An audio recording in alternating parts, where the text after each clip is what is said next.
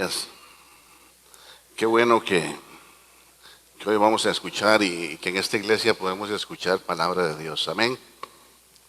Hemos por un año, más o menos, estado repasando. No podríamos decir que estudiar el Apocalipsis sería muy grande decirlo, pero por lo menos hemos venido leyendo, valorando, analizando verso a verso la palabra en el libro del Apocalipsis. Vamos a ponerlo en un contexto para que usted me pueda entender de qué se trata hoy la conversación que vamos a tener. Sí, los pequeñitos pueden pasar a la enseñanza bíblica, perdón.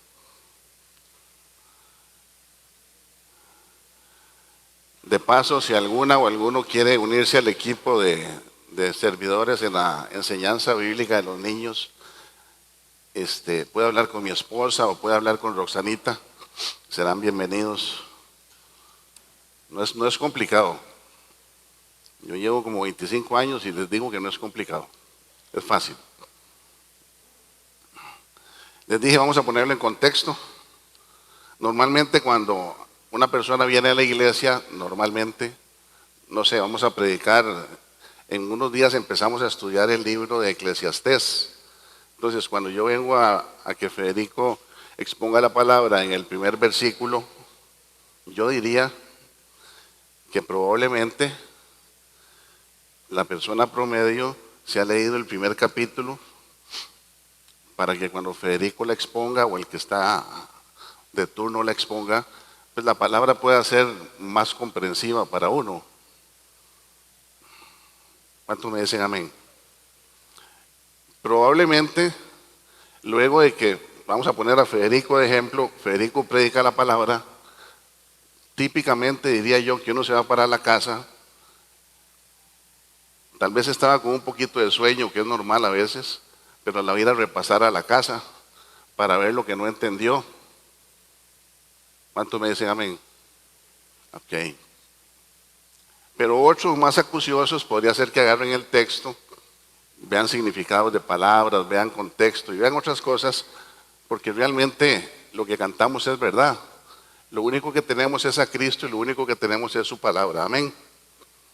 Entonces, por ahí anda lo que vamos a hablar hoy.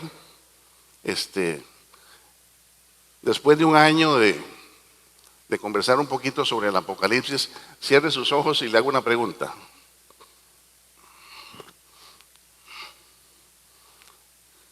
Si yo le hago esta pregunta, llevamos un año de estudiar el Apocalipsis. No le estoy diciendo que recuerde algún versículo, que recuerde alguna frase. Si yo le pregunto, dígame, no las tiene que decir, 2 o 3 enseñanzas claras que el Señor le ha hablado a usted del Apocalipsis. Llevamos un año de leerlo. Cierre sus ojos. Pregúntese usted mismo, 3 enseñanzas nada más, que el Apocalipsis me haya dejado a mí como persona, pues todos somos diferentes, las enseñanzas son diferentes. ¿Qué me ha enseñado el Apocalipsis?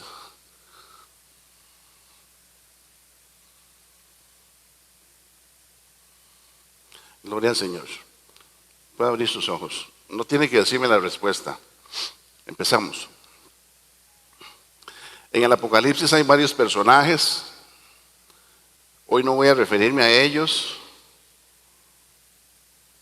La mayoría son personajes secundarios, excepto Jesús.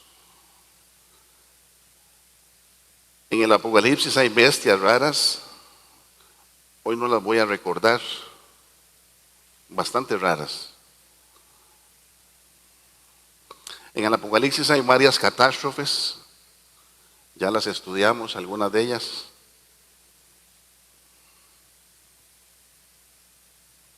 En el Apocalipsis se presenta la culminación del plan divino de redención. No es exactamente el final, sino la conclusión de un plan que viene de Génesis hasta el Apocalipsis, donde Cristo reina con su iglesia para siempre. Todo eso lo hemos estudiado. Gloria al Señor, ¿cierto o no? Todo lo hemos estudiado.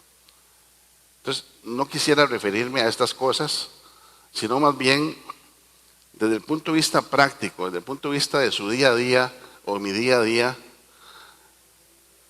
¿Qué me enseñó el Apocalipsis? Llevamos un año de estudiarlo. Voy a tomar como texto base, vamos a ver esto, ese texto, que todos lo conocemos, me permito leerlo para ustedes. Bienaventurado el que lee y los que oyen las palabras de esta profecía y guardan las cosas en ella escritas, porque el tiempo está cerca.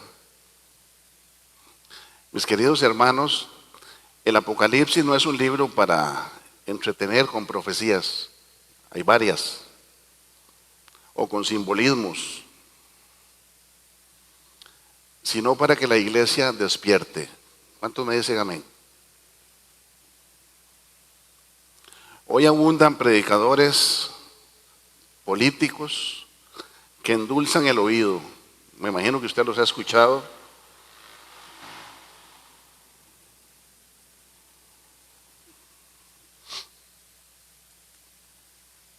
Pero la palabra no es información, es revelación de Dios a todos aquellos que tienen el privilegio de tener el Espíritu Santo acá en el corazón. En el tiempo de Juan no todos tenían la Biblia en casa, la lectura era pública en la congregación. Alguien la leía, como lo estoy haciendo yo, en voz alta. Ustedes escuchan, los demás escuchaban, y el Espíritu prometía bendición, no al mero oír de los oídos, sino al recibir la revelación de Cristo. Amén. Leer, como dice la pantalla, implica conocer la revelación. Oír conlleva recibirla con fe y con discernimiento, no decirle amén a todo.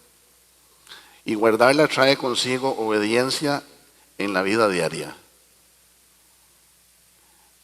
Pregunto, ¿por qué este libro en particular dice que hay una bendición especial al leerlo, a escucharlo y al guardar? Porque hasta donde yo entiendo, los demás libros que existían en esa fecha pasaba lo mismo. Yo leía, Daniel escucha y todo el mundo guarda la palabra, ¿cierto o no? Los otros libros que habían en la época eran iguales, pero solo este dice que al leer, al oír y al guardar las palabras hay una bendición especial. Y esa bendición tiene que ver con una revelación, con algo que Cristo le ha dicho a usted. Vuelvo a la pregunta que les hice inicialmente. ¿Cuál es esa revelación? Esas 3 revelaciones que Cristo le dijo a usted ya, que usted se las pensó y que no me las va a decir a mí, pero que están claras en su mente. ¿Cuáles son? Porque hay bendición al hacer estas 3 acciones. Trato de darle algún tipo de respuesta. Dios quiso asegurar a su pueblo que al recibir este mensaje tan simbólico, que podría asustar o confundir en algunos casos, pero Dios lo acompaña con una promesa de bendición.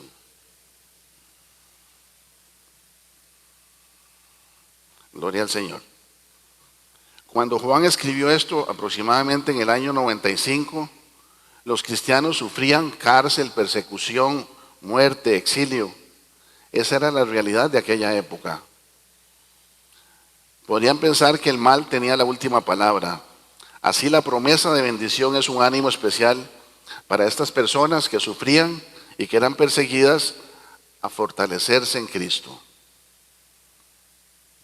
Bendición, fortaleza. Se habla de bestias, se habla de juicios, se habla de catástrofes.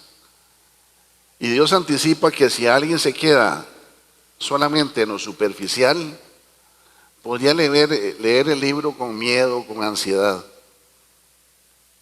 Por eso Dios asegura que si lo lees, lo oyes y lo guardas, serás bienaventurado. La palabra bienaventurado todos sabemos que significa gozo, entre otros significados que tiene. La bendición es la clave para no ver este libro, sino con esperanza. Esperanza. Génesis abre la Biblia, Apocalipsis la cierra, mostrando la culminación del plan de Dios. Es el único libro que conecta toda la historia y la completa. Por eso trae consigo una bendición explícita para el que lo recibe, y el que lo recibe no quedará confundido ni atemorizado, sino que va a ser consolado y transformado. Como un sello divino al plan que concluye desde el Génesis hasta el Apocalipsis. Entonces note que la intención de Dios con estas personas que sufrían persecución, habla de fortaleza, habla de esperanza, habla de consuelo, y una que, porque primeramente yo traté de escribirme esto para mí, de transformación. Esa es una palabra que hoy nos tiene que calar profundo. Ahora bien, Jesús hace diferentes llamados a diferentes iglesias. Podría ser que sea diferentes personas dentro de la misma iglesia. Ya, Fede lo ha explicado ampliamente. A una comunidad en particular, a varias comunidades o a cada persona, a nosotros. Así, por ejemplo, podríamos decir que se trata de volver a la fidelidad íntegra a Cristo, resistiendo la presión del mundo y manteniendo una fe viva, una fe perseverante y pura. ¿Cuántos me dicen amén? Dicho de otra forma, el Apocalipsis podría tratarse de cuando le habla a las iglesias, se trata de ser una iglesia o una persona que renueva su primer amor, es decir, coloca a Cristo donde solo Él debe estar, resiste la presión externa, purifica su fe interna, despierta del letargo y aprovecha cada oportunidad para dar testimonio fiel de Cristo. Pero más aún,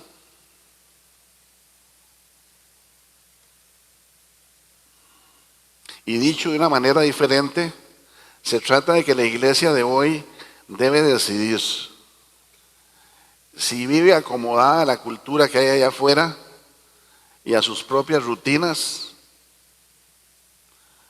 o si renueva su primer amor, se mantiene fiel en la prueba, purifica su fe o su doctrina y despierta para servir, para ser un testimonio vivo, y valiente de Cristo hasta el puro final. Gloria al Señor. Ese es el llamado que Jesús hace específicamente a cada uno de nosotros, a cada iglesia. Pero lamentablemente, hoy muchas congregaciones se han vuelto más programas que pasión. Hace unos años nos tocó visitar una iglesia en Estados Unidos, varios años, como en el 2005, estaba falleciendo mi mamá en ese año, por una semana, y tenían un auditorio, bueno, esto es una faula, 10 veces más grande que esto, con puros juegos para chiquitos, juegos. ¿De cuál chiquito no le iba a gustar ir a la iglesia? ¿Me explico?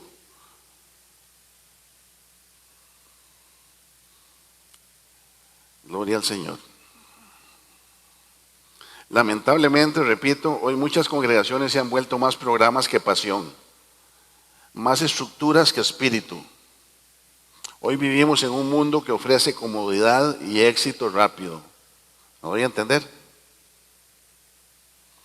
El mundo necesita esperanza y que cada congregación y que Olivo Verde accione la oportunidad única de brillar con el Evangelio. Pero hoy, en la mayoría de las iglesias, reina la indiferencia, reina el egoísmo, la fe cómoda, no hay compromiso, no hay servicio. A la gente no le interesa, a la mayoría no le interesa. Ahora, cuando digo fe cómoda, Tuve una discusión con mi esposa aclarando el tema, porque en realidad la fe cómoda no existe. Es un decir. ¿A qué me refiero con una fe cómoda? En realidad la Biblia me enseña que la fe agrada a Dios, que la fe mueve montañas, pero hoy muchos entienden otra cosa por fe. Una fe que no tiene costo, una fe que no tiene compromiso, una fe ligera, una fe fácil de llevar, que no incomode, que no exija cambios, que no confronte y que tampoco llame al arrepentimiento. Creo en la Biblia lo que me conviene, la fe cómoda. Me conformo con asistir de vez en cuando a la iglesia, con escuchar sin obedecer, con hablar de Dios sin vivir para Él. Qué duro. No hay un proceso de transformación. Esa fe cómoda no existe. No nos confundamos. El mayor desafío de los hijos de Dios, el mayor desafío mío y suyo, hoy, es que suframos un proceso de transformación a la luz de la palabra. Es decir, que la palabra es expuesta y el Espíritu de Dios trabaja en cada uno de nosotros y produce algún efecto.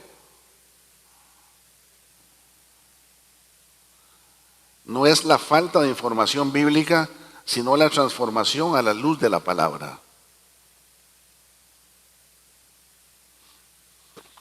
Entremos en materia de lo que quería compartirles.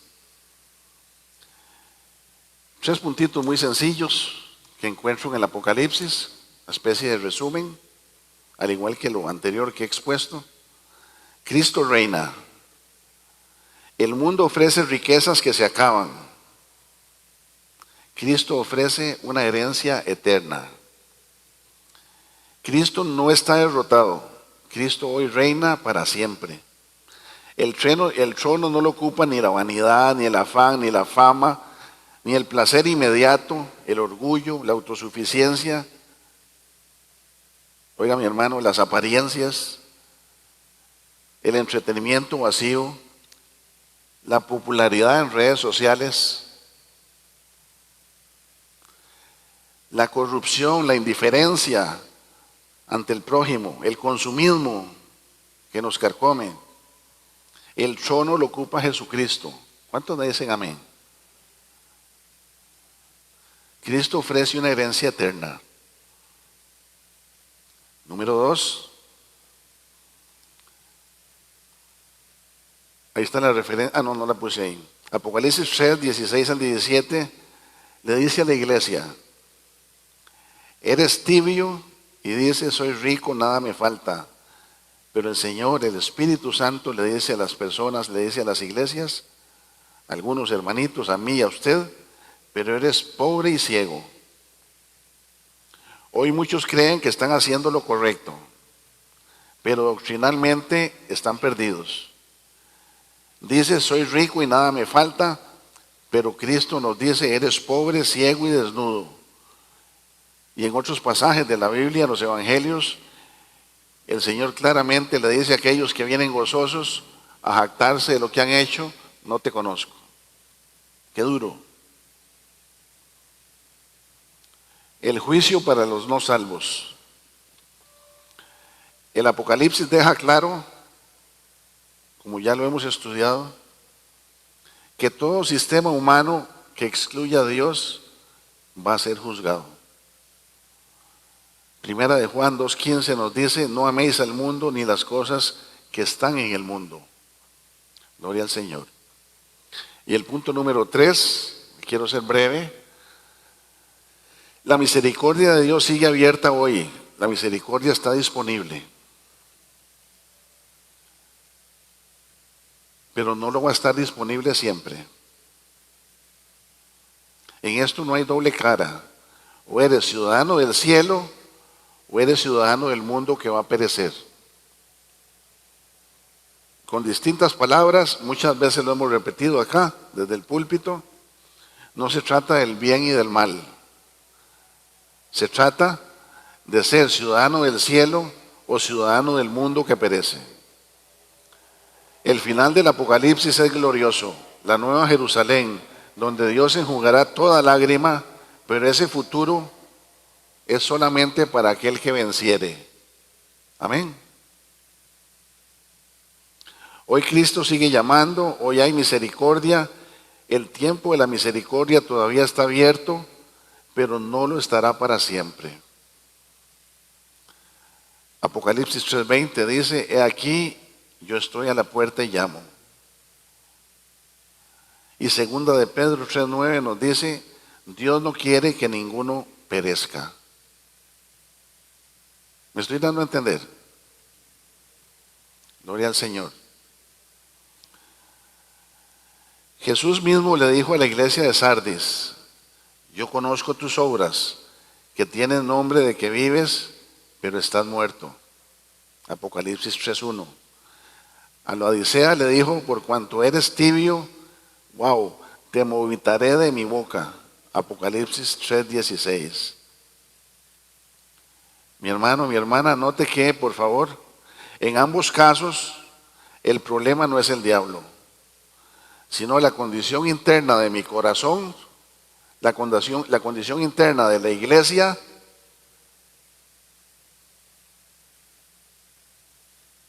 que no tiene nada, absolutamente nada que ver con el diablo, ya lo hemos estudiado. Es decir, gran parte del mal que vivimos no viene de ataques externos del diablo o de los hermanos allá afuera, sino de nuestras propias decisiones, de nuestra tibieza y de nuestra desobediencia. De eso nos habla el Apocalipsis. Amén. Apocalipsis muestra juicios sobre la tierra, sellos, trompetas, copas, eventos sobrenaturales. Aunque el diablo está presente, el texto resalta algo clave. Los hombres no se arrepintieron de sus obras. Apocalipsis 9 del 20 al 21.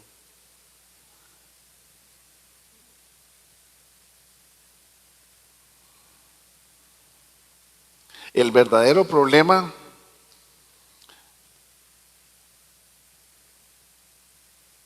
algo pasó ahí, Polita, con la filmina que seguía, si querés la retomas.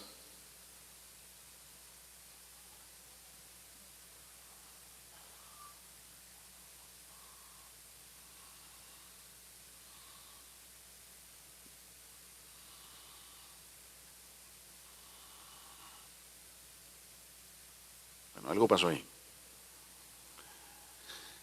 Regreso. Y repito, es decir, gran parte del mal que vivimos no viene de ataques externos, sino de nuestras propias decisiones, de nuestra propia tibieza y desobediencia. La Reina Valera habla de concupiscencia. El Apocalipsis muestra juicios sobre la tierra y aunque el diablo está presente, el texto resalta algo clave. Los hombres no se arrepintieron. El verdadero problema es que la humanidad se aferra al pecado. Alimenta cada vez más el yo y rechaza la misericordia de Dios, inclusive frente al juicio.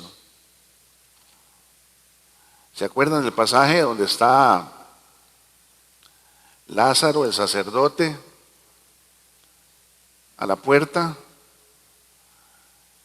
y el sacerdote se muere?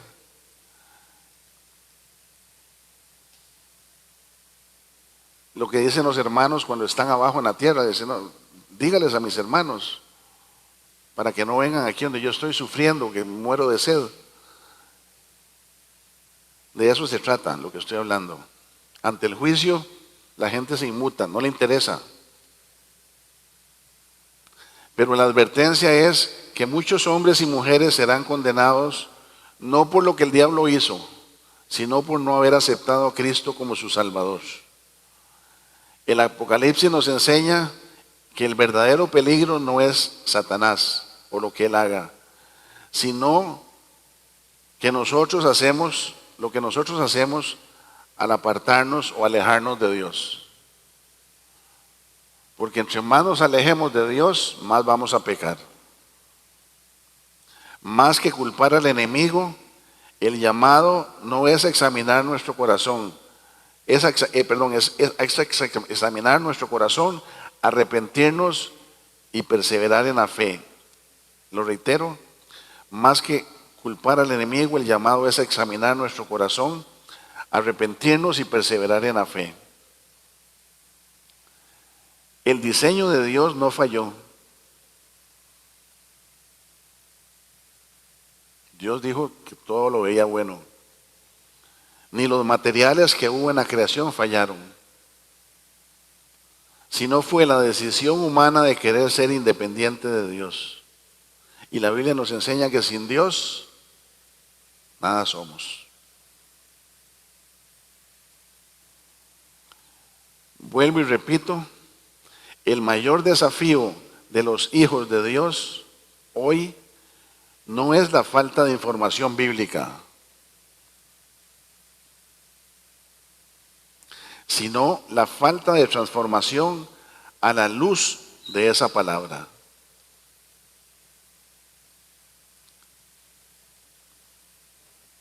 La carta del apóstol San Pablo,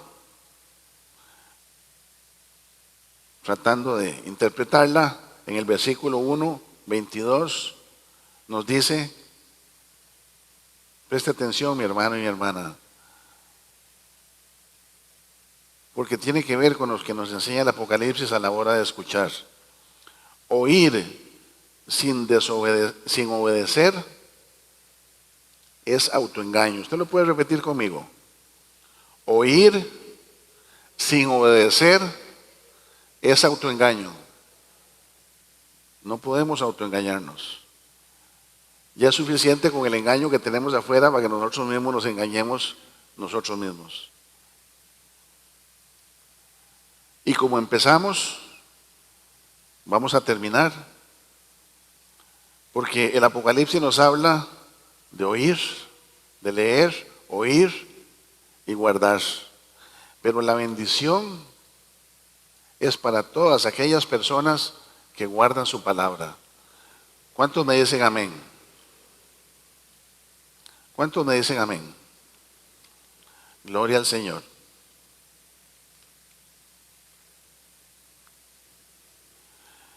Regreso donde empecé.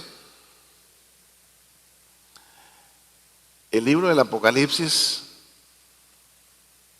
trata muchos temas, bestias, eventos, pero lo que más me llamó poderosamente la atención en esa reflexión que hicimos inicialmente de cerrar los ojos y ver qué me podía enseñar el Señor en estas 52 semanas que hemos estado estudiando este libro, tiene que ver, y no necesariamente estoy hablando de esta iglesia, estoy hablando en general. Hace unos días Fe nos compartía en otras iglesias que ya lo hemos vivido en el pasado, de diamantes y de polvo y de cosas raras, ¿verdad? Y todos sabemos el daño tan tremendo que la iglesia, que la religión le ha hecho a la iglesia, que nos ha hecho a nosotros. En algunas anteriores ocasiones que me ha tocado que exponer la palabra, he mencionado que cuando llegué a esta iglesia, lo primero que tuve que hacer en gran medida, y no solamente yo, fue tratar de desaprender un montón de cosas a las cuales yo le decía amén. Y todavía estoy en ese proceso, El mensaje de las 7 iglesias es claro, tiene que haber un proceso de transformación en nuestras vidas. Si no, apague y vámonos. No se trata de venir a la iglesia los domingos, por venir, por cambiar de acera, ahora estamos en la acera del frente, sino que la iglesia despierte. En la iglesia los niños están recibiendo lecciones hoy ahí arriba y es muy interesante porque las maestras que Dios ha puesto para que le enseñen a los niños son personas, es un equipito pequeño pero un equipo muy fiel. Normalmente yo soy el reemplazo de alguna que falta y en el equipo nos hemos venido acomodando, pero jamás podríamos decir que alguna de ellas pueda tomarse una vacación, porque si falta una no hay clase. ¿Me voy a entender? Y yo veo un montón de personas aquí con muchos talentos que podrían servir dentro de la iglesia y fuera de la iglesia. Hace unas semanas me gustó mucho porque tuvimos que hacer el culto a capela, no había músicos. ¿Por qué no me toca a mí averiguar nada? Pero tal vez usted tenga un talento musical que pueda explotar. El Apocalipsis llama a la iglesia a despertar, a ser genuinos en la fe, a que la palabra que nos ha sido expuesta cause algo en nuestras vidas. Porque si no, esto no tiene mucho sentido. Dice que hay una bendición al escuchar, al leer, a escuchar, pero sobre todo al guardar la palabra de Dios y ser transformado. ¿Se acuerdan del versículo que habla de renovar nuestra mente? Bueno, el problema que tenemos hoy es que hay mucha información bíblica. Yo tengo que confesarme, los martes no me conecto porque con lo que me dan el domingo me cuesta terminar de repasarlo. Sin embargo, cuando tengo oportunidad lo repaso. Hay mucha información bíblica, pero la información bíblica no sirve de nada si no hay transformación. El mensaje de las 7 iglesias es claro. Yo hice un resumencito, lamentablemente no lo vamos a poder pasar por ahí. Está en el chat de la iglesia, hoy lo pasé como a las 5 o 6 de la mañana, de lo que implica, de los requisitos, de los requerimientos, y de alguna manera fui un poco osado en resumirlo, pero bueno, ahí está, en el chat de la iglesia lo puede repasar, y de lo que la iglesia debería poner atención para cambiar y ser transformada. Si gusta se pone de pie, mi hermano y mi hermana.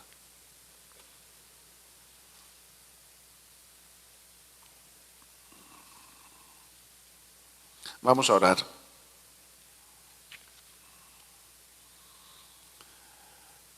A la iglesia de Éfeso le dijo: tenés buena doctrina, pero no tenés amor. A la de Pérgamo le dijo: estás tolerando falsas doctrinas. A la de Tiatira le dijo: tenés alguna mezcla de cosas raras e inmoralidad. A la iglesia de Sardis, wow, tienes nombre, sos muy famosa, sos muy popular, pero estás muerta. A la de Laodicea le dijo: ustedes son tibios y se la creen, son autosuficientes. En otras palabras, el mensaje a estas 5 iglesias: vuelvan al primer amor, coloquen a Jesucristo no de primero, como nos ha enseñado Fede, sino como el único. Recuperen el discernimiento. Por favor, no le digan a todo amén. Vayan a la Biblia. Ahora tenemos el libro completo. En ese tiempo no estaba el libro completo.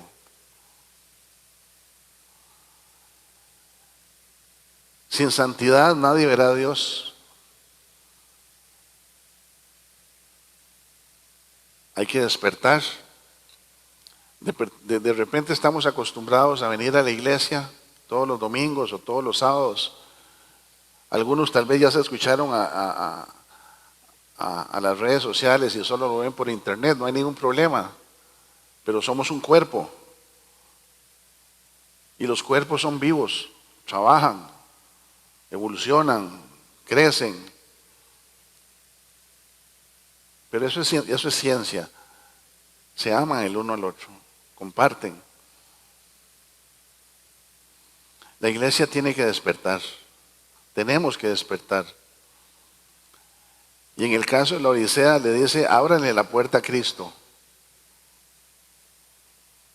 Ábranle la puerta a Cristo, la misericordia está abierta. Mas a Esmirna le dice, están siendo fieles en su sufrimiento, no teman, perseveren. Y a la de Filadelfia, aunque le dice que tienen poca fuerza, tienen una fidelidad tremenda a Dios. Retengan lo que tienen. Qué belleza. El mensaje a 5 fue diferente que el mensaje a 2. Que el Señor nos ayude a comprender que este mensaje